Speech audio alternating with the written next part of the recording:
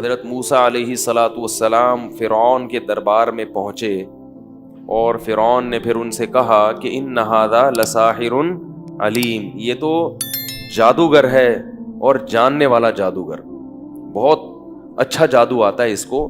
فَلَنَأْتِيَنَّكَ بِسِحْرٍ مِثْلِهِ، اے موسیٰ ہم بھی ایسا ہی جادو لے کر آئیں گے اور ہم تجھ سے مقابلہ کریں گے جادو میں. دیکھو اللہ تعالیٰ کی ایک عادت کیا ہے کہ اللہ رب العزت جس پیغمبر کو جس قوم میں بھیجتے ہیں نا اسے معجزے اسی حساب سے دیتے ہیں، کیونکہ وہ لوگ اس چیز کی حقیقت کو سمجھتے ہیں. مثلا حضرت عیسیٰ علیہ الصلاۃ والسلام کے دور میں میڈیکل سائنس نے کافی ترقی کی تھی، جس کو حکمت کہا جاتا ہے نا. حکیم بہت مشہور تھے، بڑے بڑے حکیم جو ہے نا اسی دور کے گزرے ہیں، جن کے نام آج لیے جاتے ہیں کتابوں میں. تو حکیموں نے بڑی بڑی دوائیں ایجاد کر لی تھیں جڑی بوٹیوں پہ تحقیق کر کے. تو حکیم لوگ یہ مانتے تھے کہ ہم نے اتنی ترقی کی ہے مگر کوڑ کی بیماری کا اب تک علاج دریافت نہیں ہو سکا. اس زمانے کے، اب تو ہو گیا ہوگا، لیکن اس زمانے میں کوڑ کی بیماری کا علاج دریافت نہیں ہوا تھا. اسی طرح جو نابینا ہو جائے اس کی شفا کے لیے بھی دوائیں تھیں، لیکن جو پیدائشی نابینا ہو اس کے وہ مانتے تھے کہ اس کا علاج ممکن نہیں ہے. نظر چلی گئی بعد میں، اس میں تو کچھ علاج کر دیتے تھے، کچھ نہیں کرتے تھے، لیکن جو پیدائشی نابینا ہے تو اس وقت کے تمام حکیموں کا، طبیبوں کا اتفاق تھا کہ پیدائشی نابینا کی بینائی واپس نہیں لا سکتا. جس کو برس کی بیماری ہو، سفید داغ جو جسم پہ لگ جاتے ہیں نا، چت کبرا بن جاتا ہے انسان، تو اس زمانے میں حکیموں کا اتفاق تھا کہ یہ بھی اسباب کی دنیا میں اس کا علاج ممکن، بولو بھائی، نہیں. اسی طرح جو اور اس طرح کی بہت ساری بیماریاں تھیں، اور اس پر سب کا اتفاق تھا کہ جب تک انسان مریض ہو اسے شفا تو دی جا سکتی ہے، روح نکل گئی تو مردے کو زندہ، یعنی یہ تو ممکن ہی نہیں ہے، یہ کسی طبیب اور حکیم کے بس میں نہیں ہے. اور وہ یہ بھی جانتے تھے کہ مرے ہوئے میں جان ڈالنا، یعنی مرے ہوئے کو زندہ کرنا، چاہے انسان ہو، اسی طرح پرندہ مرا ہوا نہیں بلکہ اس کا پتلا بنا کے اس میں اس کو پرندہ بنا کے اڑا دینا، یہ بھی کسی کے بس میں نہیں ہے. اور بغیر باپ کے پیدا ہو جانا، یہ بھی کسی کے بس میں نہیں ہے. یعنی اس زمانے میں میڈیکل سائنس نے اتنی ترقی کر لی تھی کہ بھئی یہ نہیں ہو سکتا. اللہ تعالیٰ نے حضرت عیسیٰ علیہ السلام کو جو معجزے دیے، ان معجزوں نے یہ بتا دیا کہ میں اللہ کا نبی ہوں، کیونکہ اسباب کی دنیا میں یہ کام ممکن نہیں ہے، تو یہ میرے ہاتھ پہ اللہ کر رہا ہے. اگر میں غلط ہوتا تو اللہ میرے ہاتھ پہ ایسی چیزوں کو ظاہر کیوں کرتا؟ اگر حضرت عیسیٰ کسی اور قوم میں آتے نا، پھر وہ کیا کرتے، کوڑ کے مریض کو ہاتھ لگاتے، اس کو شفا ہو جاتی. تو لوگ کہتے بھائی یہ کوئی حکیم ہے، اس نے چپکے سے کوئی ایسا ان کو چورن کھلایا ہے جس کی وجہ سے یہ ٹھیک ہو گیا، کیونکہ وہ حکمت کے علم کو جاننے والے نہیں تھے نا. بھائی جس چیز کا علم آپ کے پاس نہیں ہے اس میں آپ کو بیوقوف بنانا آسان ہے. تو وہ یہ کہہ سکتے تھے کہ بھائی یہ کچھ ایسی چیز کھلا رہے ہیں چپکے سے، یا مردے کو زندہ کر دینا، تو وہ کہہ سکتے تھے بھائی ممکن ہے کوئی ایسی دوا انہوں نے ایجاد کر لی ہو جنگل میں جڑی بوٹیوں پہ تحقیق کر کے کہ وہ چپکے سے کھلاتے ہوں اور وہ بعد میں آ کے ٹھیک ہو جاتا ہو. تو اللہ نے حضرت عیسیٰ کو یہ معجزے دیے یہ بتانے کے لیے کہ وہ قوم جانتی تھی کہ یہ کسی انسان کے بس میں نہیں ہے، اور اس چیز کا میڈیکل سائنس سے کوئی تعلق، بولو بھائی، نہیں ہے. میڈیکل سائنس یہاں کے فیل ہو جاتی ہے. اس لیے بہت سارے معجزے دیے. ابریہ الاکمہ والابرص واحیی الموتى، مردے کو کہتے نا قم باذن اللہ، مردہ اٹھ کے بیٹھ جاتا کیسا. اور پرندے کا پتلا بناتے عیسیٰ علیہ السلام، اس میں پھونک مارتے، وہ پھڑپھڑا کے اڑ جاتا پرندہ بن کے. تو یہ اللہ نے معجزے دیے. حضرت موسیٰ علیہ السلام کا جو دور تھا نا، یہ بہت خوب اچھی طرح سمجھو. حضرت موسیٰ علیہ السلام کے دور میں جادو کا بڑا زور تھا. کرتب جیسے ہوتا ہے نا، آج کل آپ نے یوٹیوب پہ ویڈیوز دیکھی ہوں گی، رومال سے کیا نکال دیتے ہیں، کبوتر. یہ جادو ہے، رومال سے کبوتر نکال لیا. وہ ہمارے اسکول میں ایک آیا، ایک صاحب آئے, انہوں نے شو دکھایا کہ جگ میں انہوں نے دودھ ڈالا, پھر جگ کو الٹا کر دیا تو کچھ بھی نہیں اندر. ہم حیران کہ یار یہ دودھ گیا کہاں پہ. یہ شعبدے ہوتے ہیں. اسی طرح ایک لڑکے کو کھڑا کیا, ایک بال تھی وہ پتہ نہیں کیا کا کدھر غائب ہو گئی, تو ایک لڑکے کو کھڑا کر کے نا اس کے ہاتھ کو ہیڈ پمپ کی طرح چلایا تو اس کے منہ سے بال نکل گئی. تو یہ فن جو ہے نا, یہ بڑا عجیب ٹیکنیکل فن ہے. نظر کا کیا ہوتا ہے اس میں؟ دھوکا ہوتا ہے. تو یہ فن حضرت موسیٰ علیہ السلام کے دور میں عروج پر تھا, بہت ترقی کی تھی اس فن نے. اللہ نے حضرت موسیٰ علیہ السلام کو اسی سے ملتا جلتا معجزہ دیکھ کے بھیجا. وہ لوگ لاٹھی سے سانپ بھی بناتے تھے, رسیاں پھینکتے تھے سانپ بن جاتی تھی, اس قسم کے شعبدے دکھاتے تھے. تو اللہ نے حضرت موسیٰ کو کیا کیا, یہ والا معجزہ دے کے بھیجا. اگر وہ لوگ جادو کے علم سے واقف نہ ہوتے تو وہ یہ کہہ سکتے تھے یہ کیا ہے, جادو ہے. لیکن جو جادو کو جانتے ہیں وہ فوراً پہچان جائیں گے کہ ہم جو کچھ کر رہے ہیں وہ نظر کا دھوکا ہے, اور موسیٰ جو کر رہا ہے وہ حقیقت میں لاٹھی کیا بن رہی ہے, سانپ بن رہی ہے. یہ بس میں نہیں ہے بھائی, یہ بس میں نہیں ہے, یہ نہیں ہو سکتا. تو اللہ تعالیٰ چاہتے تھے کہ حضرت موسیٰ کی نبوت پورے مصر شہر میں ثابت ہو جائے. تو یہ پورا مرحلہ جو ہے نا فرعون کے سامنے, یہ پورا پروسیس سے گزارا گیا اس پورے عمل کو. معجزہ بھی وہی والا دیا گیا جو جادوگر دکھانا چاہتے تھے. تو اب پتہ چل گیا کہ اللہ نے حضرت موسیٰ کو پہلی دفعہ لاٹھی کیوں پھکوائی اور سانپ کیوں بنایا, اس سے مانوس کرنے کے لیے کہ یہ لاٹھی بار بار سانپ بنے گی, صحیح ہے نا, اور اسی سے آپ کی نبوت کا سکہ جمے گا, اسی سے آپ کی نبوت ثابت ہوگی. تو کوئی اور قوم ہوتی نا, وہ کہتی بھائی ہمیں نہیں سمجھ میں آ رہا, یہ بھی جیسے لوگ رومال سے کبوتر بنا دیتے ہیں تو انہوں نے لاٹھی سے سانپ بنا دیا تو کیا ہے. تبھی فرعون نے پہلے ہی دیکھتے ہی کہہ دیا کہ یہ تو جادو ہے, تو ہم دن رات دیکھتے رہتے ہیں, کوئی رومال سے کبوتر بناتا ہے, کوئی بدنی کیا کرتا ہے, کوئی کیا کرتا ہے, تو انہوں نے لاٹھی سے کیا بنا دیا, سانپ. تو اب موسیٰ علیہ السلام سے اس نے کہا فَلَنَأْتِيَنَّكَ بِسِحْرٍ مِثْلِهِ, موسیٰ یہ کوئی مسئلہ نہیں ہے, میرے محل میں جو تو بات کر رہا ہے نا, یہ تو نے یہ دکھایا, ہم بھی ایک ایسا جادو لے کر آئیں گے. فَاجْعَلْ بَيْنَنَا وَبَيْنَكَ مَوْعِدًا لَا نُخْلِفُهُ نَحْنُ وَلَا أَنْتَ مَكَانًا سُوًى, اب تو بتا کہ مقابلہ تو نے کس دن کرنا ہے, مقابلے کی ڈیٹ آپ دو. فرعون کو اطمینان تھا نا کہ میں مقابلہ, میرے پاس تو ہزاروں جادوگر ہیں, میں بادشاہ ہوں, تو مجھے ڈرنے کی ضرورت نہیں ہے. لوگوں کا خیال تھا کہ حضرت موسیٰ علیہ السلام کوئی ایسی جگہ بتائیں گے جہاں 2-3 آدمیوں کے علاوہ کوئی بھی نہ ہو, تاکہ اگر مقابلہ ہار جائیں تو لوگوں کے سامنے معاذ اللہ ذلت نہ ہو. جو آدمی جس کو اپنے حق پر ہونے پہ تردد ہوتا ہے وہ کبھی بھی کھلے عام مناظرہ, وہ کہتا ہے بھائی مناظرہ ہوگا پائپ کے نالے میں بیٹھ کے, میرے اور آپ کے علاوہ کوئی تیسرا آدمی موجود, بولو بھائی, نہیں ہوگا. تو فرعون نے کیا کیا, تو فرعون نے کہا کہ اب آپ بتاؤ. حضرت موسیٰ کو موقع مل گیا, فرمایا موعدکم یوم الزینہ, جو عید کا دن ہے نا, عید کا دن جس میں سب لوگ جمع ہوتے ہیں, اس دن مقابلہ ہوگا کھلے عام. وَأَن يُحْشَرَ النَّاسُ ضُحًى, اور صبح کا وقت ہوگا جب لوگ سارے میدان میں, دیکھو فرعونی بھی صبح کو عید مناتے تھے, آج مسلمان عید پڑھ کے کیا کرتا ہے, 4 بجے اٹھ رہے ہوتے ہیں عید منانے کے لیے. پتہ نہیں کیا ہو گیا مسلمانوں کی عیدیں صبح ہوتی ہیں, شام کو نہیں ہوتی. تو رات کو سو جایا کرو, صبح اٹھا کرو اچھے بچوں کی طرح. تو موعدکم یوم الزینۃ وان یحشر الناس ضحیٰ فتولی فرعون, فرعون نے مجلس ختم کی. فجمع کیدہ, اور پورا زور لگا دیا, جو تدبیریں تھی نا اس کی, جو بھی حکومتی وسائل اور ذرائع ہوتے ہیں وہ سارے اس نے, بولو نا یار, جمع کر لی.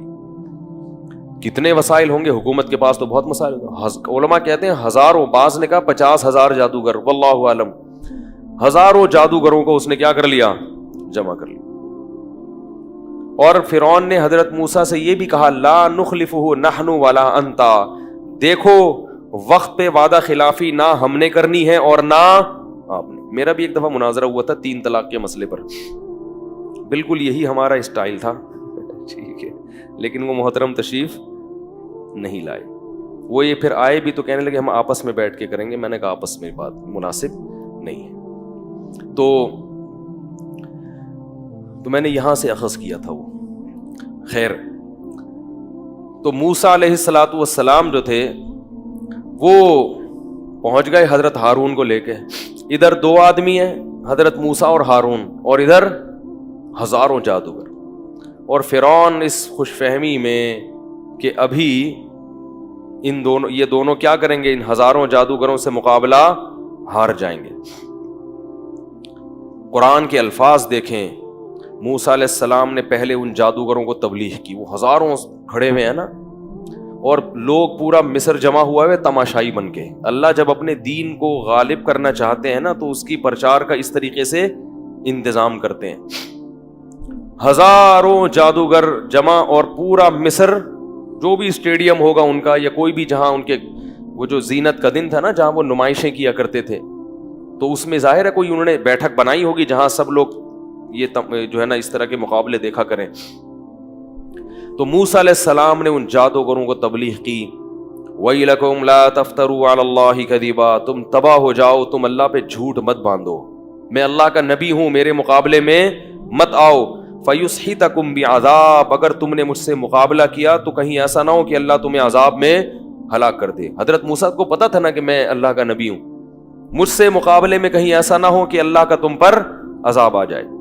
قرآن کہتا ہے فَتَنَازَعُوا أَمْرَهُمْ بَيْنَهُمْ، آپس میں جادوگروں میں اختلاف ہو گیا. کیونکہ ڈر تو ان کو بھی لگ رہا تھا بھائی واقعی اللہ کے پیغمبر نہ ہو، کیونکہ پیغمبروں کا سلسلے تو چل رہے تھے نا ہمیشہ سے، کوئی آخری نبی تو نہیں آیا تھا، کسی نبی نے نہیں کہا تھا کہ میں آخری نبی ہوں، تو امکان تو تھا کہ پیغمبر ہوں. تو قرآن کہتا ہے فَتَنَازَعُوا أَمْرَهُمْ بَيْنَهُمْ، آپس میں جھگڑا ہو گیا. وَأَسَرُّوا النَّجْوَىٰ، مگر یہ جھگڑا کھلے عام نہیں، کان میں ہو رہا ہے. آپس میں زور زور سے اختلاف کریں گے نا تو فرعون کہے گا اور پبلک کہے گی یہ تو خود ہی جو ہے نا کنفیوز ہے لڑائی میں. تو آپس میں کیا ہو گیا، کانا پھوسی شروع ہو رہی ہے. کچھ کہہ رہے ہیں کہ لڑنا چاہیے، کچھ کہہ رہے ہیں کہ نہیں بھائی سچا نبی ہوا تو ہماری تو ایسی کی تیسی ہو جائے گی. قرآن میں یہ بھی ہے کہ جادوگروں نے فرعون سے پیشگی یہ کہا کہ یہ مقابلہ جیتنے پہ ہمیں ملے گا کیا، یعنی فری میں ہم سے ایسا مقابلہ کرا رہے ہو، کچھ ملے گا بھی. فرعون نے کہا اجر تو الگ ملے گا، پیسے تو الگ ملیں گے. وَإِنَّكُمْ لَمِنَ الْمُقَرَّبِينَ، میرے دربار میں خصوصی نشستیں ملیں گی. اگلا ٹکٹ کس کا ہوگا الیکشن میں؟ الیکشن نہیں ہوتے تو اس زمانے میں، یعنی تمہیں حکومتی عہدے بھی ملیں گے. عہدوں کی لالچ بڑی خراب ہے، تو پیسے بھی ملیں گے اور ساتھ ساتھ میرا قرب بھی ملے گا. اس سے پتہ چلتا ہے کہ فرعون کس قدر مصیبت میں تھا اور کتنا زیادہ چاہتا تھا کہ میرے موسیٰ علیہ السلام یہ مقابلہ ہار جائیں. کیسا زور لگا رہا تھا، لالچ بھی دے رہا ہے اور عہدوں کی آفر بھی دے رہا ہے. تو قرآن کہہ رہا ہے فَتَنَازَعُوا أَمْرَهُمْ بَيْنَهُمْ وَأَسَرُّوا النَّجْوَىٰ، چپکے سے سرگوشیاں کی اور آپس میں اختلاف پڑ گیا، یار کہیں ایسا نہ ہو کہ لینے کے دینے پڑ جائیں. پھر انہوں نے فیصلہ یہ کیا کہ اگر ہم اس طرح سے آپس میں اختلاف کریں گے تو مقابلہ نہیں کر سکتے. کمزور آدمی، کنفیوز آدمی مقابلہ نہیں کر سکتا.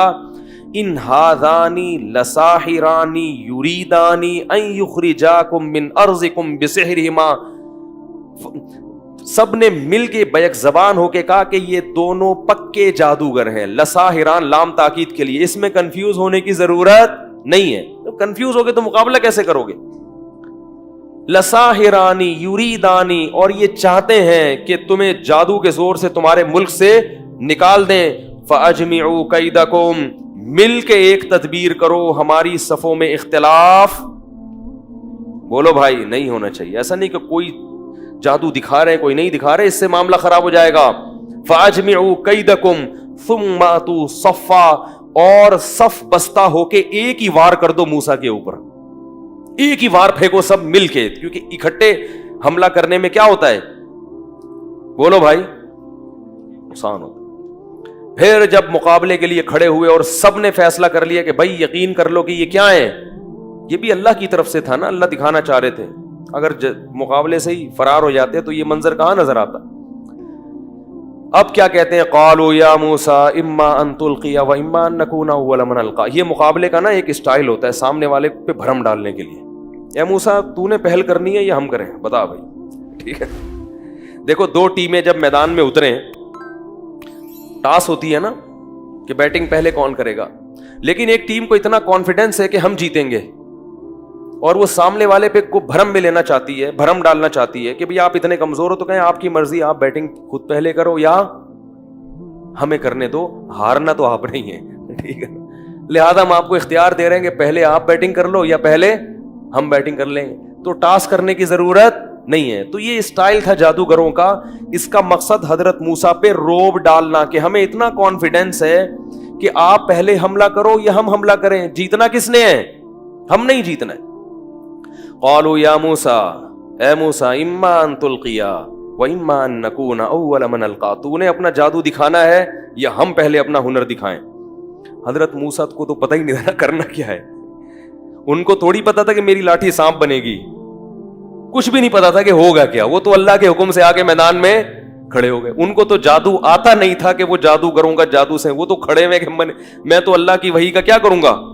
یہ یاد رکھو، حضرت موسیٰ کو اختیار نہیں تھا کہ وہ لاٹھی کو سانپ بنا دیتے، یہ اختیار نہیں تھا، تبھی ہر دفعہ اللہ کے حکم کا انتظار کرتے کہ اب کیا کرنا ہے۔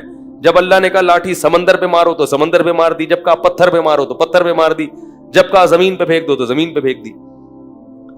تو حضرت موسیٰ علیہ السلام نے کیا کہنا تھا؟ انہوں نے فرمایا کہ القو، تم ہی دکھاؤ بھائی، جو تم نے کرنا ہے وہ تم دکھاؤ، کیونکہ حضرت موسیٰ کو تو معلوم نہیں تھا کہ میں نے کرنا کیا ہے۔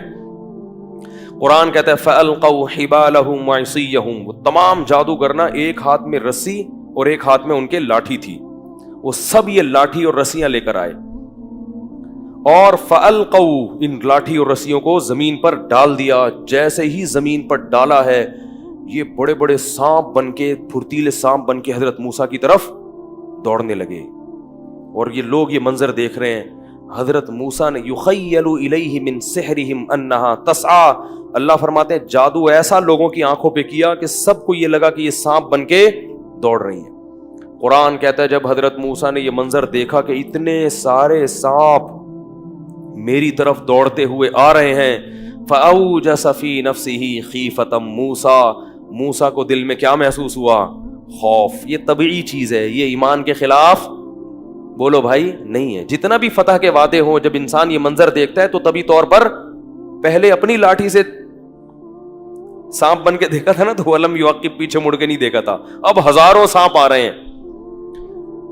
فأوجس فی نفسہ خیفۃ موسیٰ، موسیٰ نے اپنے دل میں کیا محسوس کیا؟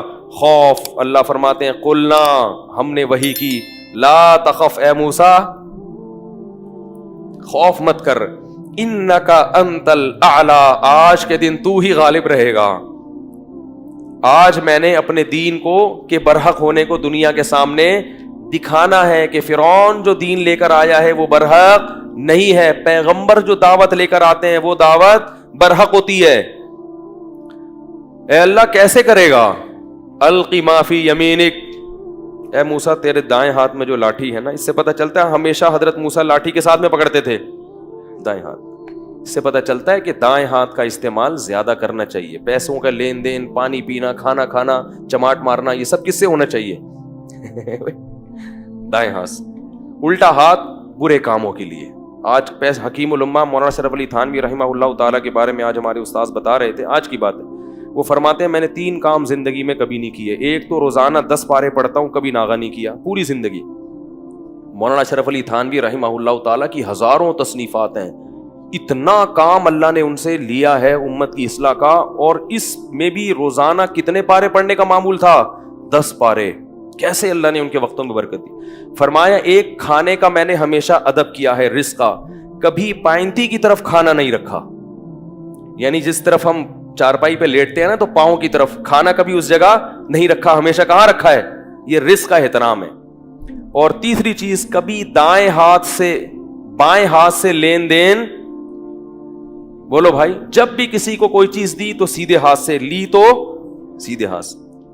تو یہ نبی صلی اللہ علیہ وسلم کا حکم ہے، دائیں ہاتھ کا استعمال جو ہے نا، اس میں برکت اللہ نے رکھی ہے، پیسوں کے لین دین اس سے کیا کرو۔ خیر، القی ما فی یمینک، تیرے دائیں ہاتھ میں جو لاٹھی ہے اس کو زمین پہ ڈال دے۔ جیسے ہی حضرت موسیٰ نے وہ لاٹھی ڈالی ہے تو انہوں نے تو یہ دکھایا تھا کہ یہ سانپ، یہ رسیاں ایسے ہیں جیسے سانپ، حقیقت میں وہ سانپ نہیں بنی تھی۔ ادھر حضرت موسیٰ نے جو لاٹھی زمین پہ ڈالی تو وہ حقیقت میں اژدہا بن گئی، حقیقت میں بن گئی، اور ایک ہی لمحے میں ان ہزاروں سانپوں کو کھا گئی. قرآن کے الفاظ دیکھیں, فَأُلْقِيَ السَّحَرَةُ سُجَّدًا, جتنے جادوگر تھے سارے کے سارے لاشعوری طور پر سجدے میں ڈال دیے گئے. نہیں آ رہی بات سمجھ میں؟ یہ بلاغت ہے قرآن کی. کیا مطلب؟ مقابلہ کرنے سے پہلے تو کیا کر رہے تھے؟ مشورہ کہ بھائی یہ دیکھیں سچا نہ ہو جھوٹا نہ ہو. اب حضرت موسیٰ پر ایمان لانے کے لیے, اور ایمان ایسا تگڑا کہ حضرت موسیٰ کے سامنے یہ جب سجدہ جب کرتا ہے نا انسان, جب عشق میں پاگل ہو جائے, عشق میں کیا ہو جائے, یہ نہیں کہ اے موسیٰ ہم ایمان لائے, یہ تو بعد میں کہا, پہلے کس میں گرے ہیں. یہ بالکل ایک ایسی اندر کی کیفیت ہوتی ہے کہ جب انسان کسی کے عشق میں پاگل ہو جائے نا, بالکل اس کو یقین کر لے کہ یہ سچا ہے اور یہ بہت بزرگ و برتر ہے, تو انسان اپنے جسم کے سے جو ہے نا پہلے ثابت کرتا ہے, زبان کا استعمال بعد میں. تو قرآن کے الفاظ ہیں کہ حالانکہ پہلے مشورہ کر رہے تھے مگر اب مشورہ آپس میں نہیں کیا, ایسے دھڑام سے سجدے میں گرے ہیں کہ گویا ان کو کسی طاقت نے گرا دیا ہے, یعنی ارادہ بھی نہیں کیا. اس کو کہتے ہیں نا کہ آپ بعض دفعہ لاشعوری طور پر کسی چیز سے اتنے متاثر ہو جاتے ہیں کہ اس کے لیے آپ کو سوچنا نہیں پڑتا, بغیر سوچے وہ کام ہو جاتا ہے. اتنا متاثر ہو گئے حضرت موسیٰ سے کہ بھئی یہ تو سچا نبی ہے, یہ کیسے انہوں نے لاٹھی کو اژدہا بنا دیا, یہ تو ممکن ہی نہیں ہے. تو اب سوچنا نہیں پڑا, دھڑام سے سب کے سب ایک دم حضرت موسیٰ کے سامنے سجدے میں گر گئے, مشورہ نہیں کر رہے, ہر شخص گر گیا سجدے میں. اور پھر سب نے بیک زبان ہو کر کہا آمنا برب موسیٰ, ہم سب ایمان لائے برب العالمین, اس رب پر جو تمام جہانوں کا پالنے والا ہے, اور موسیٰ اور ہارون کے رب پہ ہم ایمان لے کر آئے. یہ منظر انہوں نے اپنی آنکھوں سے دیکھا, ان کو یقین ہو گیا کہ یہ جھوٹا پیغمبر یہ نہیں ہے, یہ جادوگر نہیں ہے, ناممکن ہے. آج تک کسی نے لاٹھی کو حقیقی معنوں میں سانپ نہیں بنایا. انہوں نے سارے ایک دم سجدے میں گر گئے. فرعون یہ منظر دیکھ رہا ہے اور کہہ رہے یہ تو لینے کے دینے پڑ گئے. جن کو مقابلے کے لیے لایا تھا وہی نہ صرف یہ کہ زبان سے کہہ رہے ہیں کہ یہ جادوگر نہیں ہے, نہیں جادوگر یہ کہہ سکتے تھے نا کہ یہ جادوگر نہیں ہے, بس یہ تو اگلا اسٹیپ ہے کہ یہ نبی ہے, پھر یہ اس سے اگلا اسٹیپ ہے کہ ہم ایمان لائے, اس سے بھی اگلا اسٹیپ ہے کہ کیا اس کے سامنے سجدے میں گر جاؤ. جو آخری انتہا تھی اس سے جادوگروں نے اپنے عمل کو اور اپنے ایمان کو شروع کیا. فرعون نے کیا منادی کی, اس نے لوگوں سے کہا کہ یہ دونوں پہلے سے پلان کر کے آئے تھے, یہ پری پلان ہے. یہ کیا ہے؟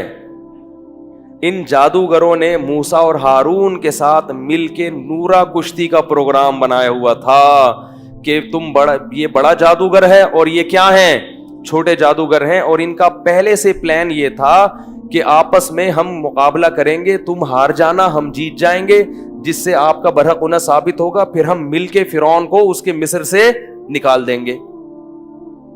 یہ کس کے الفاظ ہیں؟ فرعون کے, کہ یہ سب موسیٰ کے سکھائے ہوئے ہیں اور آپس میں پہلے سے کیا کیا ہوا تھا, انہوں نے پلان کیا ہوا تھا. اللہ نے اس الزام کو بھی جادوگروں سے بری کر دیا. فرعون نے کیا کہا کہ یہ حکومت چاہتے ہیں جادوگر نا, موسیٰ کے ساتھ مل کے میری حکومت پہ قبضہ کریں گے.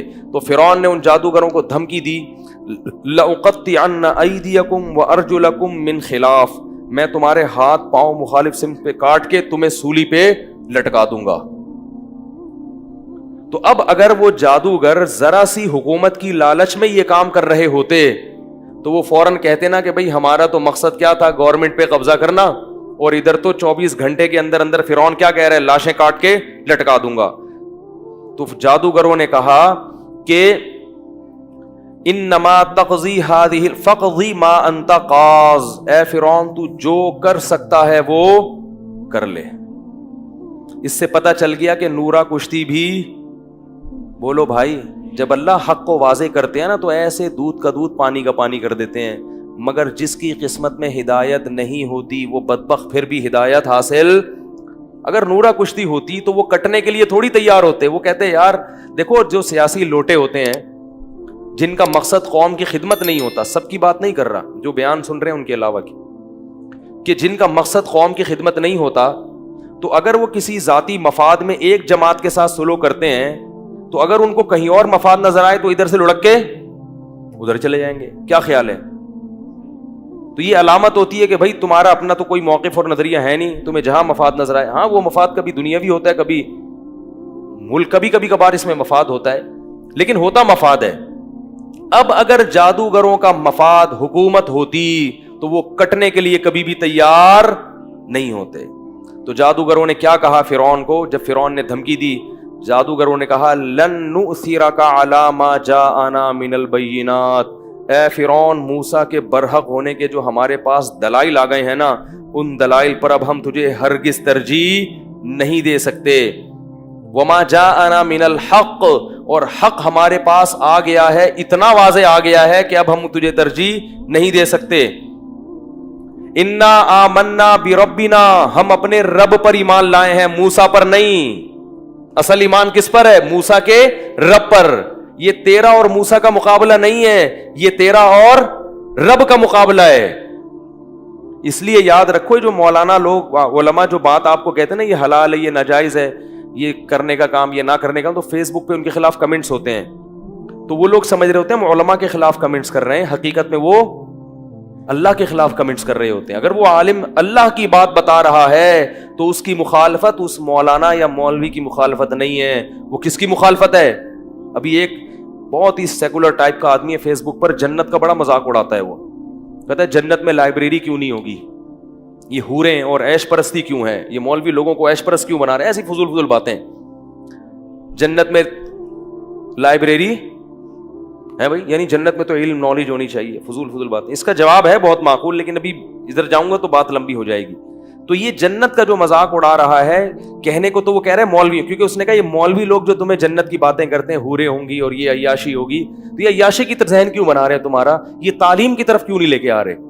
تو یہ اعتراض مولوی پر نہیں ہے, یہ کس پر ہے بھائی؟ تو جب مرو گے تو اللہ سے پوچھ لینا کہ اللہ جنت میں لائبریری, اور میں تو کہتا ہوں اگر جنت میں کتابیں ہیں تو پھر جنت میں کیوں جائے آدمی؟ کیا خیال ہے بھائی؟ جنت میں تو پڑھنا ہی اگر جا کے بھائی, یہیں تو پڑھ کے تو پاگل ہو گئے ہیں. تو سینس لیس لوگ ہیں. جنت تو اللہ کی طرف سے اعمال کا بدلہ ہے, عیش و عشرت کی جگہ ہے. یہاں عیاشی سے روک رہے ہیں, حرام عیاشی سے, تاکہ وہاں حلال عیاشی ہو سکے. تو جو مولوی پر اعتراض کر رہا ہے وہ مولوی پیروی کس پہ کر رہا ہے؟ اللہ پہ. تو اس کا جواب اللہ دے دے گا قیامت کے دن.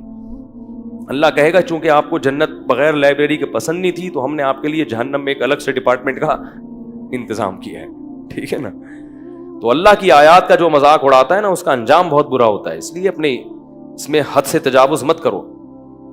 تو ان جادوگروں نے کیا کہا؟ لن نؤثرک علی ما جاءنا من البینات والذی فطرنا, جس خدا نے ہم کو پیدا کیا اس خدا پر ہم ایک انسان کو ترجیح دیں, یہ نہیں ہو سکتا.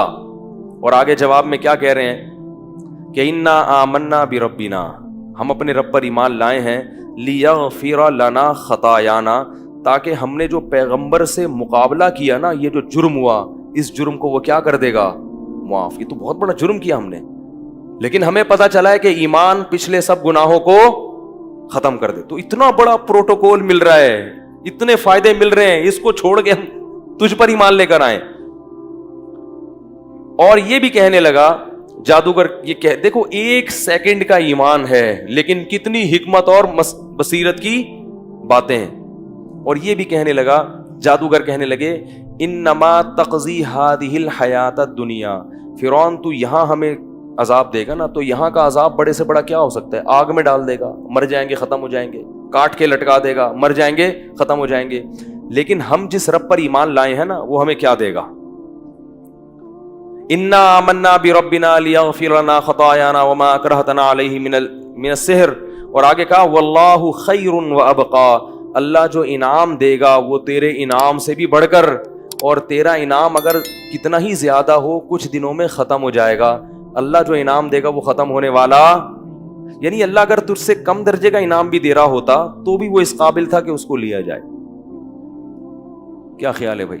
کیونکہ وہ تو ہمیشہ رہے گا, جبکہ اللہ ہمیشہ کا انعام بھی دے رہا ہے اور وہ کوانٹٹی اور کوالٹی میں تیرے انعام سے زیادہ بھی ہے. تو ہم بیوقوف ہیں جو تجھ پر ایمان لائیں. دیکھو یہ جادوگروں کی بات اللہ کیوں نقل کر رہے ہیں؟ یہ ہمیں سبق دیا جا رہا ہے. جب بھی انسان اللہ کی نافرمانی کرتا ہے تو دنیا کے تھوڑے سے مزے کو، جو تھوڑا بھی ہے اور ختم ہونے والا بھی ہے، آخرت کے ان مزوں پر ترجیح دے رہا ہے جو زیادہ بھی ہیں اور ہمیشہ رہنے والی بھی ہیں. تو یہ صرف جادوگروں کی بات نہیں ہے، جو بھی اس نہج سے ہٹے گا وہ فرعون ہی کے راستے پہ چلے گا. اور پھر جادوگر یہ بھی کہنے لگے انہو من یأتی ربہ مجرما، اے فرعون یہ بات سن لے کہ جو بھی قیامت کے دن اللہ کے سامنے مجرم بن کے آئے گا، کیونکہ اب تو موسیٰ علیہ السلام سے انہوں نے سن لیا نا کہ ایمان کے بغیر کوئی جنت میں نہیں جا سکتا. فَإِنَّ لَهُ نَارَ جَهَنَّمَ، تو اس کے لیے اللہ نے جہنم کی آگ تیار کر کے رکھی ہے. وَمَن يَعْمَلْ مِنَ الصَّالِحَاتِ وَهُوَ مُؤْمِنٌ، اور جو نیک اعمال کرے گا ایمان کے ساتھ، فَأُولَٰئِكَ لَهُمُ الدَّرَجَاتُ الْعُلَىٰ، تو تو نے کہا تھا نا میں اپنا قرب دوں گا، اونچے مقام دوں گا، 21واں گریڈ دوں گا، 22واں گریڈ دوں گا، تو اللہ نے ایسے لوگوں کے لیے اونچے اونچے درجات رکھے ہوئے. فرعون نے ان سب کو کیا کر دیا؟ قتل کر دیا. ہزاروں جادوگروں قتل ہو گئے. لیکن حضرت موسیٰ علیہ الصلوۃ والسلام کا دین اب تیزی سے پھیلنے لگا، بہت تیزی سے دین پھیلنے لگا. تو اب لوگ اور زیادہ ایمان خود فرعون کی قوم میں ایک شخص ایمان لے آیا. خود فرعون کی قوم میں ایک نہیں، بہت سارے لوگ ایمان لانے لگے. قرآن نے سورہ مومن میں پورا ایک فرعونی کا تذکرہ کیا ہے کہ وہ دربار میں ایمان لے آیا، اپنا ایمان اس نے چھپایا اور کیسے اپنی قوم کو تبلیغ کرتا تھا وہ کہ بھئی تم کیا کر رہے ہو پیغمبر کی مخالفت کر کے. وہ بڑا لمبا واقعہ ہے، وقت اس میں بہت لگ جائے گا. تو اب کیا ہوا ہے کہ وقال الملأ من قوم فرعون اتذر موسى وقومه ليفسدوا في الارض ويذرك والهتك. کچھ دن گزرے ہیں کہ فرعون کے ہاں مشورہ ہوا. ان کی ایجنسیاں آ کے کیا کر دی تھی؟ خبر دے رہی تھی کہ فرعون کو درباریوں نے کہا کہ تم نے موسیٰ کو اور اس کی قوم کو آزاد چھوڑا ہوا ہے اور یہ پھیلتے جا رہے ہیں اور زمین میں فساد. بولو بھائی، پتا چلا کہ ہر ظالم حاکم نے ہمیشہ سے اپنی برائی پر لیبل کیا لگایا ہے؟ اچھا، اہل حق کو کہا ہے کہ یہ فسادی ہیں، جو سب سے بڑے دہشت گرد ہوتے ہیں نا، ٹھیک ہے نا، وہ 32 ہزار ٹن وزنی بم گراتے ہیں کمزوروں پر، اور ان کمزوروں کو پھر لیبل کیا لگاتے ہیں کہ ہم دہشت گردوں کا. نہیں آ رہی بات میں. ان دہشت گردوں کے پاس لڑنے کے لیے غلیل بھی نہیں ہوتی اور آپ کے پاس بم ہوتے ہیں اور آپ لیبل کیا لگاتے ہیں. تو یہ ہمیشہ سے ظالم لوگوں کی سنت رہی ہے کہ وہ کیا کرتے ہیں. فرعون جیسا آدمی کہہ رہا ہے کہ میں فسادیوں کو اپنے ملک میں برداشت. ابے فسادی تو تو ہے بھائی، تو قتل کر رہا ہے، عورتوں کو غلام بنا رہا ہے اتنے عرصے سے، لیکن کیا کہہ رہا ہے کہ میں ان فسادیوں کو برداشت نہیں کر. بہت ہو گئی، اب دہشت گردی کا ملک سے کیا ہوگا؟ ہزاروں بچے قتل کر دیے. وہ دہشت گردی، تبھی کسی شاعر نے کہا ہے نا کہ جو لوگ ہمیں دہشت گرد کہتے ہیں تو ہم ان کی دہشت گردی کی گرد کو بھی نہیں پہنچے ہیں. سمجھ رہے ہیں؟ تو ہر جگہ مسلمان پٹ رہے ہیں نا پوری دنیا میں، آپ دیکھ لو. لیکن کہیں بھی داڑھی والا کسی بھی ایئرپورٹ پہ چلا جائے نا، اس کا ایسا یعنی آپریشن ہوتا ہے نا، اس کی ایسے تلاشی ہوتی ہے کہ ان کا بس نہیں چل رہا ہوتا ہے، اس کو پورا کھول کے گردے پھیپڑے نکال کے ایسے ایسے جھاڑ کے نا دوبارہ سے اس کو فٹ کر دیں. وہ تو ابھی تک ایسی ٹیکنالوجی آئی نہیں ہے کہ سب چیزیں پھیپڑے شیپڑے نکال کے، ایسی تلاشی ہوتی ہے. تو فرعون کے درباریوں نے مشورہ کیا اور مشورے میں کیا طے پایا؟ کیا تذر موسیٰ وقومہ، تو نے موسیٰ اور اس کی قوم کو چھوڑا ہوا ہے، وہ زمین میں فساد بھی مچا رہے ہیں اور تیری عبادت بھی اور تیرے معبودوں کی عبادت کو بھی ملک سے ختم کر رہے ہیں. فرعون نے کہا سنقتل ابناءہم، ہم مزید ان کے بچوں کو قتل کرنا شروع کریں گے.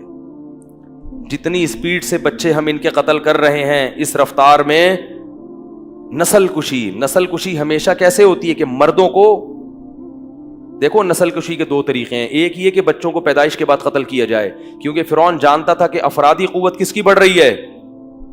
بہت اہم پوائنٹ ہے، اس کو سمجھو. کس کی بڑھ رہی ہے؟ بنی اسرائیل کی. بچے ان کے زیادہ پیدا ہوتے ہیں، کل یہی غالب آ جائیں گے. دنیا میں ہر قوم جو دنیا میں حکومت کرنا چاہتی ہے اس کو اپنی نسل کو بڑھانا پڑے گا. پتہ ہے ہندوستان میں ہندو کتنا پریشان ہے مسلمانوں کی نسل سے, کہ ان کی نسل بڑھ رہی ہے, کہ یہ کل الیکشن میں یہی غالب آ جائیں گے. تو نسل ختم کرنے کے دو طریقے ہیں. ایک غیر مہذب, وہ یہ کہ بچے پیدا ہونے کے بعد مار دو, اور ایک ایسا طریقہ ہے کہ اس سے بچے بھی قتل ہو جاتے ہیں اور آپ بدنام بھی نہیں ہوتے, وہ ہے فیملی پلاننگ. روزانہ ایڈ دکھاؤ, بچے کتنے ہی اچھے, 2 ہی اچھے. تو 6 بچے جو آپ کے 8 ہونے تھے وہ 6 تو پیدا ہونے سے پہلے ہی کیا ہو گئے. تو یہ بھی وہی ہے, کوئی فرق نہیں ہے. فرعون بیچارہ جانتا نہیں تھا کہ تمیز سے بھی ایک کام, بیچارہ میں مذاق میں کہہ رہا ہوں, اس کو میرے خلاف کلپ آ جائے گا, فرعون نے بیچارہ کہہ دیا. فرعون کو کیا کہہ دیا, بیچارہ کہہ دیا, دائرہ اسلام سے خارج ہو گئے. فرعون جانتا نہیں, ان لوگوں کے مقابلے میں بیچارہ ہے نا. وہ کسی نے یہ بھی کہا ہے کہ یوں قتل سے وہ بچوں کے ہوتا, یوں قتل سے بچوں کے نہ کہ ہوتا نہ وہ بدنام, افسوس کہ فرعون کو کالج کی نہ سوجی. کالج بناتا کو ایجوکیشن. فرعون اگر ہمارے والوں سے مشورہ لیتا نا تو اسے کہتے بھائی تو خام خواہ میں بدنام ہو جائے گا, قیامت تک قرآن میں تیرا نام آتا رہے گا بچوں کا قاتل تھا. تو ایک کالج بنا, کو ایجوکیشن, مرد اور خواتین کیا ہوں, اکٹھے پڑھیں گے. لبرل, ہم لبرل اسلام دنیا میں لانا چاہتے ہیں. سینما گھر کھول دینا اور سب بچوں کے ہاتھ میں اینڈرائڈ والا موبائل پکڑا دینا, تو تجھے بنی اسرائیل کے بچوں کو قتل کرنے کی ضرورت رہے گی نہیں. ان کا سارا دن کام, موسیٰ علیہ السلام اپنی دعوت دیتے رہیں گے, یہ سارا دن ایک دوسرے کو ایزی لوڈ, 500 روپے کا بیلنس, ٹھیک ہے نا, فلمیں, ڈرامے, آج اس کا گانا آ رہا ہے, آج اس کا اچھا پروگرام آ رہا ہے, تیری سیٹنگ ادھر چل رہی ہے, میری والی تو مجھ سے چھوڑ کے چلی گئی, تیری والی کہاں, اسی چکر میں لگے رہیں گے, اور موسیٰ علیہ السلام اپنی قوم میں تنہا رہ جائیں گے. نہ اس بیچارے کو فیملی پلاننگ کا پتا تھا, وہی بیچارہ اسی معنی میں جو پہلے میں نے بتایا, فیملی پلاننگ کا بھی نہیں پتا تھا, اس زمانے میں اتنی سائنس نے ترقی نہیں کی تھی. تو آج کے فرعون کیا کر رہے ہیں کہ مسلمانوں کی نسل کو, بولو بھائی, روکنے کے لیے پلاننگ کر رہے ہیں, کہ کیونکہ مسلمان پھیلے گا تو اسلام پھیلے گا. سمجھ رہے ہو؟ اس لیے اس میں اللہ پہ توکل کیا کرو. اللہ کے بندو, اپنی نسل کو روک کر اپنے پاؤں پہ کلہاڑا مت مارو. تمہاری اولادوں میں اللہ ایسے لوگ پیدا کرے گا جو قیامت کے دن بخشش کا سبب بنیں گے. نسل روکو گے تو یہ بہت بڑی نحوست ہے. توکل کرو, جو اللہ دے گا اولاد, اس کی تعلیم کے اور اس کے کھلانے کے خرچے کا انتظام بھی کرے گا. اور پھر پیدا کر کے بھول نہ جاؤ, تربیت کی بھی کوشش کرو. بعض لوگ نا مارکیٹ میں ہر سال ایک نیا ورژن آ رہا ہے اور اٹھا کے گلی محلے میں کیا کر رہے ہیں, پھینک رہے ہیں. کوئی تربیت کا انتظام نہیں ہے, پھٹے پرانے کپڑے پہن کے, نہ جوتا ہے پاؤں میں, نہ, حالانکہ اللہ نے ان کو پیسے دیے ہیں, نہ لباس کی پرواہ, نہ چپل کی پرواہ, نہ تعلیم کی پرواہ. وہ کچرے میں گھوم رہا ہے, کوئی اس کے میں بٹن گھنٹی بتا کے بھاگا, صحیح ہے نا, کبھی اس کی سائیکل چرا لی. یہ مقصد ہرگز نہیں ہے. ان کی تربیت کی بھی فکر, بولو بھائی, کرو. تو کوئی مشکل نہیں ہے, ہو جاتا ہے سب کچھ. خیر, جلدی سے بات کو سمیٹیں. تو فرعون نے کیا کہا, مزید بچوں کے قتل کی اسپیڈ کو کیا کر دو, بڑھا دو. یہ جتنے بھی ایمان لائیں گے تو بس یہی بوڑھے ہو جائیں گے, ختم ہو جائیں گے, آگے نسل ہی نہیں ہوگی. وَنَسْتَحْيِي نِسَاءَهُمْ, اور ان کی عورتوں کو مرنے سے روک لو. یہ عزت دار قوم کے لیے میں نے بتایا تھا نا, یہ بہت بڑی ذلت ہوتی ہے کہ مرد کو قتل کیا جائے اور عورت کو باقی رکھا جائے. مرد غیرت مند چاہتا ہے میں مر جاؤں تو یہ بھی مر جائے, کیونکہ ان کی عزتوں سے پھر کھیلا جاتا ہے. فرعون نے کہا ان کی عورتوں سے ہم اپنی نسل پیدا کریں گے اور ان کے مردوں کو قتل کر دیں گے. جب مزید ظلم شروع ہو گئے اس واقعے کے بعد, اور بنی اسرائیل تو حضرت موسیٰ کے ساتھ ہو گئے تھے, وہ تو نجات دہندہ سمجھتے تھے کہ ہمیں نجات دلانے آئے ہیں. تو جب مزید مظالم شروع ہو گئے اور فرعون نے ظلم بڑھا دیا بنی اسرائیل پر, تو بنی اسرائیل, حضرت موسیٰ علیہ السلام نے اپنی قوم کو جمع کر کے کہا کہ دیکھو, ان الارض للہ یورثها من یشاء من عبادی. بنی اسرائیل نے کیا کہا, یا موسیٰ اوذینا من قبل ان تأتینا ومن بعد ما جئتنا. اے موسیٰ, تیرے آنے سے پہلے بھی ہم عذاب میں تھے اور تیرے آنے کے بعد بھی آزمائشیں بڑھ رہی ہیں. حضرت موسیٰ نے تسلی دی, ان الارض للہ, دیکھو یہ زمین کا مالک کون ہے, اللہ ہے. یورثها من یشاء من عبادی, اپنے بندوں میں جس کو چاہتا ہے وہ زمین کی بادشاہت دیتا ہے. والعاقبۃ للمتقین, اور ابھی کی حالت کو مت دیکھو, انجام ہمیشہ نیک لوگوں کا بہتر ہوتا ہے. انجام انشاءاللہ تمہارے ہاتھ میں آئے گا. اور یہ بھی اللہ نے حکم دیا کہ اپنی قوم کو کہہ دیں کہ گھروں میں چھپ کے نماز پڑھیں, کیونکہ فرعون نے یہ پہلے تو نماز کی اجازت تھی, اب اس کے بعد فرعون نے نماز پڑھنے پر بولو بھائی پابندی. جب سیکولر حکومتیں آتی ہیں نا, جیسے ابھی چائنا میں بھی ہو رہا ہے, روزہ رکھنے پر پابندی ہے, تو پھر ایسے موقع پہ کیا ہے, عبادت کیسے کی جائے گی؟ چھپ کے. کہاں چھپ کے عبادت کرو, گھروں کو ہی قبلہ بنا لو, گھروں کو ہی مسجد بنا لو. تو فرعون کے مظالم بڑھتے بڑھتے, میں مختصر, یہ واقعہ تو بہت لمبا ہے, آج اس کو ختم کرنا ہے ہم نے. تو جب بہت زیادہ معاملہ بڑھ گیا تو حضرت موسیٰ علیہ السلام نے پھر فرعون کے لیے بد دعا کی. اللہ تعالیٰ نے نا فرعون پر پہلے مختلف عذاب بھیجے, مینڈکوں کا عذاب آتا, خون کا عذاب آتا, جوؤں کا عذاب مسلط ہو جاتا, تاکہ یہ اللہ کے عذاب سے ڈرے. قرآن کہتا ہے جب بھی کوئی عذاب آتا, مینڈک اتنے زیادہ ہو جاتے, کھانے میں مینڈک ہر جگہ گھن آتی. اس زمانے کے فرعونی جو تھے وہ بھی مینڈک نہیں کھاتے تھے, اور آج چائنیز کیا کھا رہے ہیں؟ مینڈک. اگر یہ چائنیز اس دور میں ہوتے اور مینڈکوں کا عذاب آتا, کہ واہ بھائی واہ, سبحان اللہ, کیا مینڈک بریانی, کیا بہترین انتظام ہو رہا ہے. مینڈک کہتے ہیں اللہ تو نے ہمیں ان پر عذاب بنا کے بھیجا ہے, یہ ان کو ہمارے لیے عذاب بنا ہے. تو الٹا معاملہ ہو گیا. تو مینڈک کوئی کھانے کی چیز نہیں ہے. تو مینڈک اور جوئیں اور یہ سارے عذاب آتے, تو پریشان ہو کے حضرت موسیٰ کے پاس جاتے کہ آپ خدا سے دعا مانگو رب سے کہ یہ عذاب دور کر دے, ہم آپ پر ایمان لے آئیں گے. جیسے ہی حضرت موسیٰ دعا کرتے اور یہ عذاب ان سے ختم ہوتا تو وہ واپس اپنے معاہدے کی خلاف ورزی میں لگ جاتے. طاقت کا نشہ, دولت کا نشہ انسان کو اندھا کر دیتا ہے. شکر کرو ہمیں اللہ نے ایمان والے والدین کے گھروں میں پیدا کر دیا. ہمارے فرمایا کرتے تھے والدین کا سب سے بڑا احسان یہ ہے کہ ان کی وجہ سے آپ کو غریبی میں مفت میں ایمان مل گیا. آزمائش میں نہیں ڈالا اللہ نے ہمیں. ہماری آزمائش ہے اعمال کی, بد اعمالی اور نیک اعمالی, اور ان کی آزمائش کیا تھی؟ اس سے بڑی تھی, ایمان کی. تو جب یہ کچھ دیکھ لیا موسیٰ علیہ السلام نے کہ یہ تو بڑے ڈھیٹ ہیں اور ان کی وجہ سے میری قوم بھی میرے ہاتھ سے نکل رہی ہے, پستی چلی جا رہی ہے, غربت اور معاشی لحاظ سے کمزور ہو رہی ہے. بچے, ماں سے جب گود سے بچہ لے کے قتل کیا جائے گا, سوچو اس ماں پہ کیا گزرتی ہوگی, باپ پہ کیا گزرتی ہوگی کہ میری بیٹیوں کی عزتیں محفوظ نہیں اور میرے بیٹے جو میرا سہارا بنتے وہ چھینے جا رہے ہیں. جب بہت زیادہ ہو گیا تو موسیٰ علیہ السلام کو یہ خوف ہوا کہ کہیں میری قوم, بہت زیادہ صبر کرنا پڑ رہا ہے اس کو, میری قوم بھی کہیں میرے ہاتھ سے نکل نہ جائے, یہ بھی کافر نہ ہو جائیں. تو پھر حضرت موسیٰ علیہ السلام اور ہارون علیہ السلام دونوں نے مل کے اللہ سے بد دعا کی فرعون کے لیے. ربنا انک آتیت فرعون وملأہ زینۃ واموالا فی الحیاۃ الدنیا, اے اللہ تو نے فرعون اور اس کے جو سرکاری اہلکار ہیں اور اس کی جو فوج ہے اور اس کے جو بھی قوت ہے, اس کو تو نے دنیا میں بہت زیادہ زینت اور مال دیا ہے. اس زینت اور مال کی وجہ سے یہ لوگوں کو کیا کر رہے ہیں؟ گمراہ. پیسہ استعمال کر کے لوگوں کو جہنم کے راستے خرید رہے ہیں بندے. تو اے اللہ ربنا اطمس علی اموالہم, اے اللہ ان کے مالوں کو ہلاک کر دے. اسلام اتنے غضبناک ہو گئے تھے نا, جلالی تھے, کہ موسیٰ علیہ السلام نے کہا کہ اے اللہ اس نے اتنا ظلم کیا ہے دنیا میں, اتنا ظلم کیا ہے, اتنا ستایا ہے تیرے بندوں کو کہ اب تو اس سے ہدایت کی توفیق چھین لے.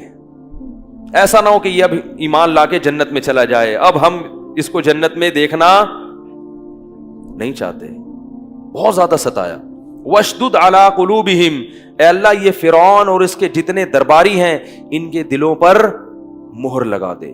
فلا یؤمنوا, اب یہ ایمان نہ لے کر آئیں, حتی یروا العذاب العلیم, جب تک کہ دردناک عذاب کو اپنی آنکھوں سے نہ دیکھ لیں, کیونکہ جب عذاب اپنی آنکھوں سے دیکھا جاتا ہے تو پھر ایمان قبول نہیں ہوتا. قال قد اجیبت دعوتکما, اللہ فرماتے ہم نے کہا ہے موسیٰ تیری اور ہارون کی دعا کو میں نے قبول کر لیا, اب ان پر ایمان کی توفیق ختم. مایوس ہو جاؤ ان سے, ان کو ایمان نہیں ملے گا, یہ جہنم ہی ان کا مقدر ہے. پھر اللہ نے حضرت موسیٰ کو حکم دیا کہ اپنی قوم کو راتوں رات لے کے مصر سے نکل جائیں اور فرعونیوں کو پتہ نہ چلے. اللہ تو جانتے تھے کہ پتہ چل جائے گا, لیکن ظاہر کیا کیا ہے, کیا آپ چپ کے منادی کرا دیں اور مصر سے نکل جائیں. حضرت موسیٰ علیہ الصلاۃ والسلام نے راتوں رات اپنی قوم کو لوگ بھیجے اور سب نے دروازے کھٹکھٹا کے راتوں رات سب کو جمع کیا اور کہا کہ اللہ کا حکم آیا کہ مصر چھوڑ کے نکل جاؤ, ظلم ہو رہا ہے. اب آپ دیکھیں کہ اللہ کی قدرت, اللہ تعالیٰ ناکامی کے نقشے پیدا کرتے ہیں، پھر اس میں اپنی قدرت دکھاتے ہیں، آخری دم تک انسان کو آزماتے ہیں۔ ادھر بنی اسرائیل نکلے ہیں مصر سے، ادھر فرعون کو مخبری ہو گئی، کسی نے جا کے فرعون کو سوتے ہوئے کو نا اٹھا دیا ہوگا، کیا ہو رہا ہے بھائی، یہ تو بھاگ رہے ہیں یہ لوگ۔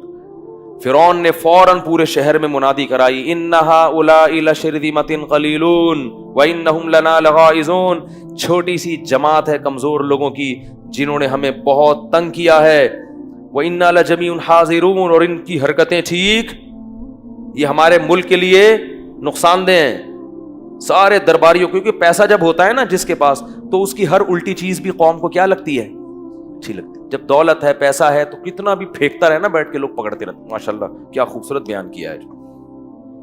اور غریب آدمی کی اچھی بات بھی لوگوں کی سمجھ میں نہیں آتی۔ تو وہ جب نکلے ہیں تو فرعونیوں نے لشکر جمع کیا اور کہا یہ تھوڑے سے لوگ ہیں، انہوں نے ہمیں سخت مصیبت میں ڈالا ہے، غضبناک کیا ہے، ہم ان کا پیچھا کر کے ان کو جان سے مار دیں گے، گرفتار کر کے لائیں گے۔ پورا لشکر حکومتی سطح پہ فرعون نے جمع کیا اور مصر سے ان کے پیچھے نکل گیا۔ بنی اسرائیل بہت دور جا چکے تھے۔ اللہ کی قدرت دیکھیں، اللہ نے حضرت موسیٰ اور بنی اسرائیل کو راستہ بھلا دیا۔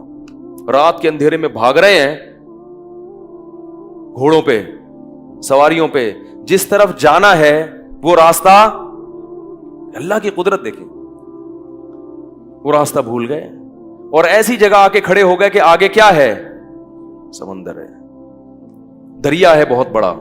وہ کھڑے ہو گئے، اب دریا کو کیسے پار کریں، راستہ تلاش کر رہے ہیں کدھر جائیں، اور ادھر پیچھے سے غبار اڑتا ہوا نظر آ رہا ہے، ٹھیک ہے نا۔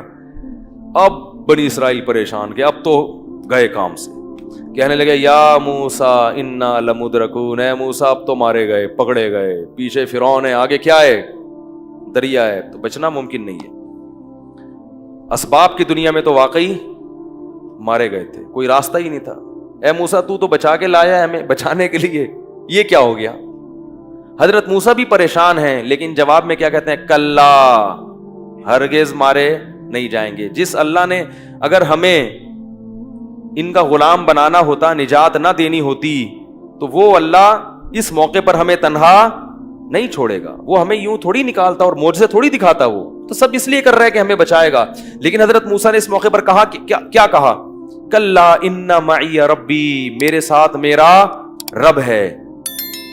یہاں علماء نے ایک نقطے کی بات کی ہے کہ حضرت موسیٰ نے یہ کیوں نہیں کہا کہ ہم سب کے ساتھ ہمارا، بولو نا بھائی، نبی صلی اللہ علیہ وسلم جب غار میں تھے نا، تو مشرکین نے چاروں طرف سے گھیر لیا، آپ کے ساتھ حضرت ابوبکر بھی تھے، تو حضرت ابوبکر بھی پریشان ہوئے، تو نبی نے فرمایا ان اللہ معنا، اللہ کس کے ساتھ ہے، بھائی تھک گئے تو پھر ختم کرتے ہیں، اللہ کس کے ساتھ ہے، ہمارے ساتھ، میری بھی مدد کرے گا اور تیری بھی۔ اور وہاں کیا فرمایا حضرت موسیٰ نے، اللہ کس کے ساتھ ہے، میرے ساتھ۔ تو ایک مفسر جو متجدد ہیں، فنٹر گیری میں مشہور ہیں، انہوں نے یہاں طنز کیا ہے کہ دیکھو ہمارے نبی تو اپنے ساتھی کو نہیں بھولے، اور موسیٰ وہاں اپنے ساتھیوں کو بھول گئے کہ اللہ میرے ساتھ ہے، تو یہ ہمارے نبی کی فضیلت ہے۔ لیکن فضیلت ایسے بیان کی جا رہی ہے جس میں حضرت موسیٰ کی، اس لیے کہتے ہیں فنٹر گیری اچھی نہیں ہوتی۔ حضرت حکیم الامہ مولانا شرف علی تھانوی نے اس کا جواب دیا، فرمایا کہ حضرت موسیٰ کو یہ خیال ہوا کہ یہ نالائق، اللہ کے اتنے معجزے دیکھے انہوں نے، اتنا کچھ دیکھا، تو ان کو اب بھی اللہ پر یقین نہیں ہے کہ اللہ بچائے گا۔ بھائی اگر پانی ہے تو بچا لے گا، کس طرح ہمیں نہیں پتا۔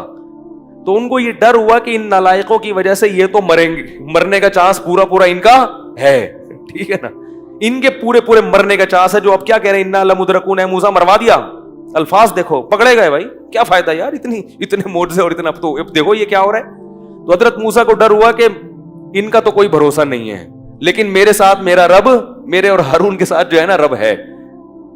جبکہ وہاں نبی کے ساتھ غار میں کون تھا، ابو بکر تھے، جنہوں نے ہر موقع پر نبی سے کیا کی ہے، وفا کی ہے۔ تو نبی کو یقین تھا کہ جو رب مجھے بچائے گا وہ ابو بکر کو بھی میرے ساتھ بچائے گا، تو ابو بکر کو اپنے ساتھ شریک کیا، ان اللہ معنا، ابو بکر غم نہ کر، اللہ ہمارے ساتھ ہے۔ تو یہ فرق کرنے کے لیے اللہ نے یہ آیتیں نازل کی کہ بنی اسرائیل اور ابو بکر اور صحابہ میں حضرت موسیٰ کو جو ساتھی ملے تھے وہ اور طرح کے تھے، اور محمد صلی اللہ علیہ وسلم کو جو ساتھی ملے ہیں وہ بولو بھائی اور طرح کے، وہ آگ میں چھلانگ لگانے والے، وہ دریاؤں میں کودنے والے ہیں نبی کے اشاروں پر، اور بنی اسرائیل بات بات پہ مدرکون، پکڑے گئے، مروا دیا، کبھی بچڑے کی عبادت، کبھی منو سلوا کیوں نہیں اتر رہا بھائی، ٹھیک نا، یہ کیا ہے پھر منو سلوا اترا تو یہی کھائے جائیں گے، دال وال نہیں ملے گی، پیاز نہیں ملیں گے، ٹماٹر نہیں ملیں گے، تو یہ اس طرح کی نالائق قوم تھی۔ تو اللہ فرماتے ہیں کہ جب وہ قریب آ گیا نا فرعون، بالکل حضرت موسیٰ کو تو پتہ نہیں کیا ہوگا، بھئی لاٹھی ہمیشہ سانپ بنتی ہے، سانپ دریا میں کیا کرے گا۔ اللہ فرماتے ہیں ہم نے موسیٰ کو کہا کہ اضرب بعصاک البحر، یہ لاٹھی کہاں مار، اس سمندر پہ مار، پانی پر مار، بہت زیادہ پانی تھا نا تو بحر سے تعبیر کیا، جیسے ہی وہ پانی پہ لاٹھی ماری ہے، فکان کل فرق کالطود العظیم، جو موجیں تھی نا دونوں طرف بریک لگا کے رک گئیں، اور پہاڑوں جیسی، کیونکہ پانی جمع ہو رہا ہے اور دونوں طرف موجیں پہاڑ جیسی بن گئیں، اور درمیان میں راستہ خشک بن گیا۔ اللہ فرماتے ہیں ہم نے وجاوزنا ببنی اسرائیل البحر، ہم نے سمندر سے بنی اسرائیل کو عافیت کے ساتھ گزار دیا۔ فرعون کی عقل ماری گئی تھی کہ یہ موسیٰ کے لیے پہاڑ جیسا دریا رکا ہے، دریا پہاڑوں کی طرح رکا ہے، یہ اللہ کی ان کے ساتھ مدد ہے تاکہ ان کو بھاگنے کا راستہ مل جائے۔ اب بھی عقل سے کام نہیں لیا تو اس سے بڑا بے وقوف کون ہوگا؟ لیکن اس سے کیا پتہ چلتا ہے؟ طاقت کا نشہ، خواہشات نفسانیہ کا نشہ، کرسی کا نشہ بڑا خبیث ہے، بڑا خطرناک ہے۔ سب کچھ اپنی آنکھوں سے دیکھ کے بھی انسان کرسی چھوڑنے کے لیے تیار، بولو بھائی، نہیں ہوتا۔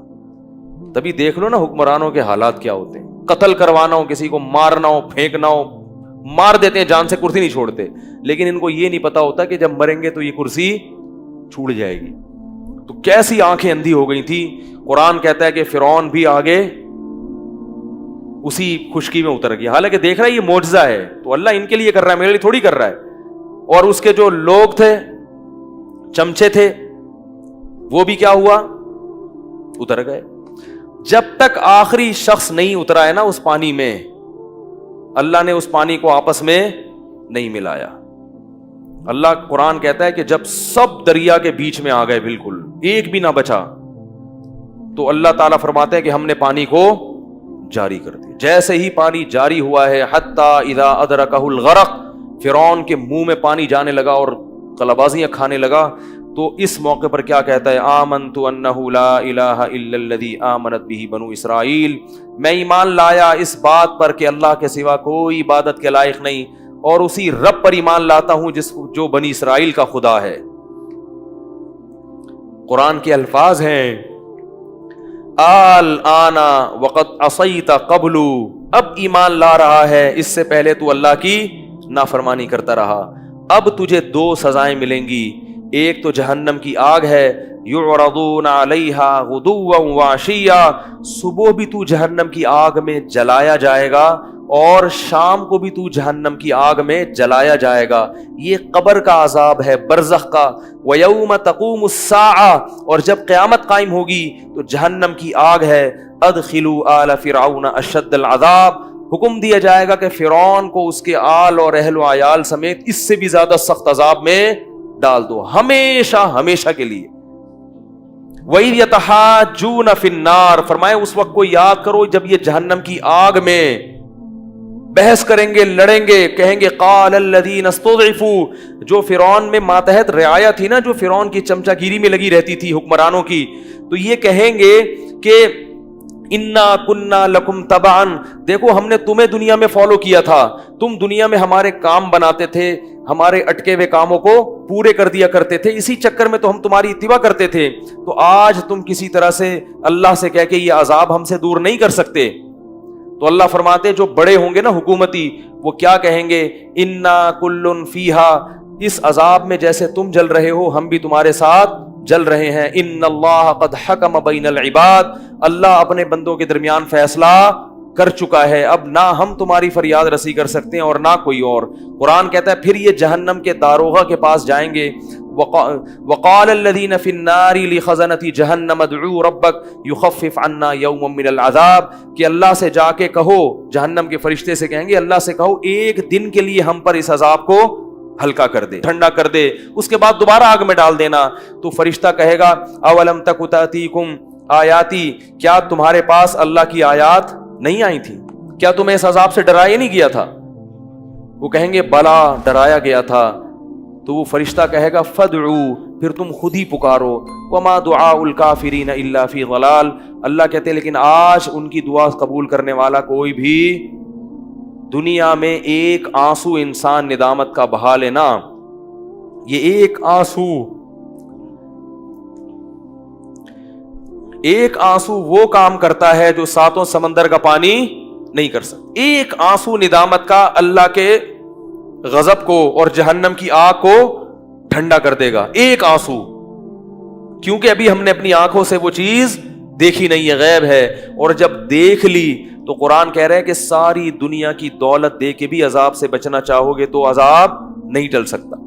یہ دنیا کا عذاب آیا اور یہ آخرت کا عذاب، اور دنیا میں کیا عذاب؟ اللہ فرماتے ہیں الیوم ننجیک ببدنک، کہ آج ہم تیرے جسم کو محفوظ کر لیں گے۔ کیوں؟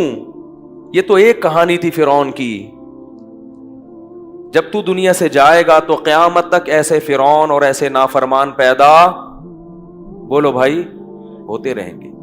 آج میں تیرے جسم کو محفوظ کر لوں گا، لِتَكُونَ لِمَنْ خَلْفَكَ آیا، تاکہ قیامت تک آنے والے انسانوں کے لیے تو کیا بن جائے؟ نشانی بن جائے، عبرت بن جائے۔ اور جب بھی تیری لاش لوگ دیکھیں، انٹرنیٹ پہ دیکھیں، یوٹیوب پہ دیکھیں، مصر کے عجائب گھر میں جا کے دیکھیں، تو ان کو احساس ہو کہ یہ دنیا کا اسباب اور وسائل کی کمی نہیں تھی اس کے پاس، اس کا جرم یہ تھا کہ اس نے اپنے وقت کے نبی کی بات کو ماننے سے، اس نے نبی کی بات کو ماننے سے انکار کر دیا۔ لوگوں کو عبرت حاصل ہوگی، کیونکہ دنیا کی زیب و زینت اور چمک دھمک انسان کی عبرت کی آنکھیں بند کر دیتی ہے۔ فرمائے لِتَكُونَ لِمَنْ خَلْفَكَ آیا، تاکہ بعد والے لوگوں کے لیے تو نشانی بن جائے۔ وَإِنَّ كَثِيرًا مِّنَ النَّاسِ عَنْ آيَاتِنَا لَغَافِلُونَ، کیونکہ بہت سارے لوگ میری نشانیوں سے غافل ہیں۔ دنیا میں ہر چیز دیکھ رہے ہیں مگر عبرت کی چیزیں ان کو نظر نہیں آتی۔ تو میں چاہتا ہوں کہ عبرت کی چیزیں دنیا میں رکھوں تاکہ تیرے بعد آنے والے لوگوں کو عبرت ہوتی رہے۔ یہ فرعون کا خاتمہ ہوا، اور پھر بنی اسرائیل کو اللہ تعالیٰ نے نجات دی، اور اللہ تعالیٰ بار بار یہودیوں پہ اپنی نعمت کو یہ بیان کرتے ہیں، اذ نجیناکم من آل فرعون، اے بنی اسرائیل، اے یہودیوں، اس وقت کو یاد کرو جب اللہ نے تمہیں فرعون سے نجات دی۔ اور قرآن کی آخری آیت پڑھ کے میں اپنے درس کو ختم کرتا ہوں۔ وَأَوْرَثْنَا الْقَوْمَ الَّذِينَ يُسْتَضْعَفُونَ مَشَارِقَ الْأَرْضِ وَمَغَارِبَهَا الَّتِي بَارَكْنَا فِيهَا، فرمائے زمین کی کمزور ترین قوم کو ہم نے زمین کا وارث بنا دیا۔ کیوں؟ بما صبروا، اس لیے کہ انہوں نے صبر کیا۔ نالائق تھے مگر پھر بھی حکومت کا ساتھ، بولو بھائی، نہیں دیا، وقت کے پیغمبر کا ساتھ دیا۔ یہ صبر تو بہرحال کیا نا انہوں نے، ایمان نہیں چھوڑا۔ بدعملی تھی، اعمال میں گڑبڑ تھی، مگر اپنے دین اور مذہب سے دستبردار نہیں ہوئے۔ ساتھ کس کا دیا؟ موسیٰ علیہ السلام کا، اور ایمان پہ ڈٹے رہے، نمازوں کو قائم کرتے رہے۔ اس سے پتہ چلتا ہے میرے بھائی، ایمان بہت بڑی دولت ہے۔ تو اللہ ایمان ہی کی بنیاد پہ نجات کے فیصلے کرتے ہیں۔ اللہ تعالیٰ سے دعا ہے کہ اس واقعے میں جتنے بھی اسباق ہیں، اللہ تعالیٰ ہمیں ان اسباق کو ہمیں دل و جان سے قبول کرنے اور اپنی زندگی میں اختیار کرنے کی توفیق عطا فرمائے۔